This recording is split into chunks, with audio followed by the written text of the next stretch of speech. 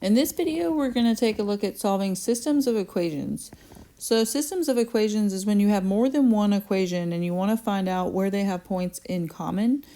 So some examples of a system would be this quadratic and linear function pictured in A right here. There's no solution to this system because there's no points that they have in common. In other words, there's no place that they intersect.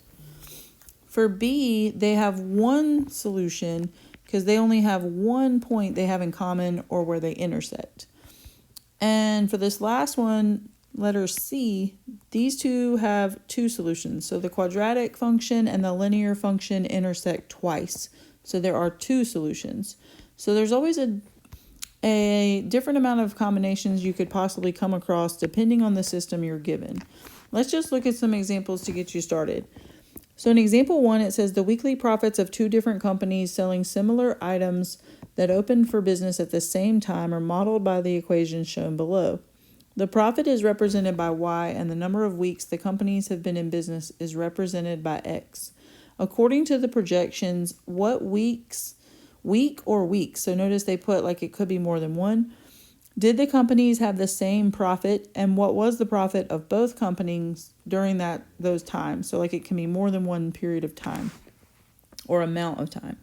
All right, so we're just going to type in company A's function. So I'm just going to type x squared minus 70x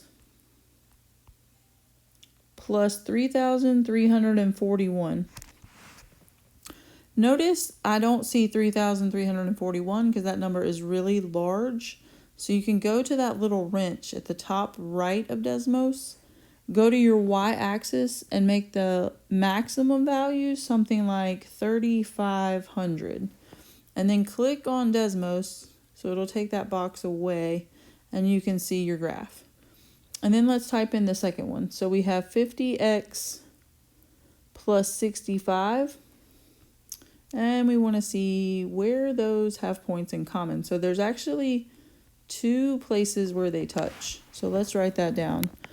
We have 42, 2,165, and we have 78, 3,965. And so what that means is there's two different weeks where they would have the same profit. So we should say after 42 weeks,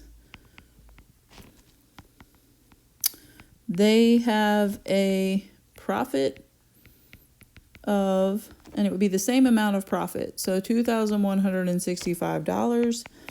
And also after 78 weeks, they have the same profit,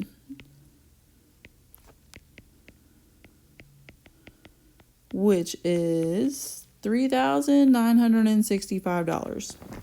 All right, so that's it for that first example.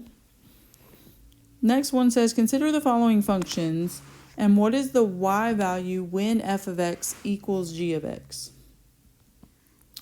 All right, so we just need to type this one in. So it says f of x equals 9x minus 6y plus 15 equals 0. So I think that's supposed to say, let's fix this one because I believe that's a typo because we should not have another y over there. So let's type in 9x squared minus 6x plus 15. And the second one was 0.1389x squared minus 1.25x plus 2.5. And these functions, so you can tell there's two parabolas and they would only touch at, actually, looky there. If we zoom in, they don't touch at all. So they actually don't touch. So like I say, I think that was a typo and we'll treat it that way. And we just see that there's no solution to this one. We're always looking for where they intersect. All right, so let's just try number 3. Type in what we've got. So negative 2x squared plus 4x plus 3 was the first one, and then 2x minus 1 is the second one.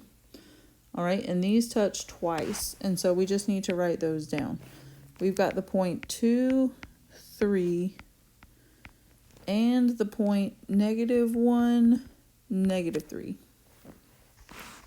All right, so the main idea is that you're just typing in the functions and finding where they intersect. Sometimes it could ask you what is the x value or what is the y value, and you would just pick those out accordingly. And then sometimes it asks how many solutions they have, and that would just mean how many times they intersect.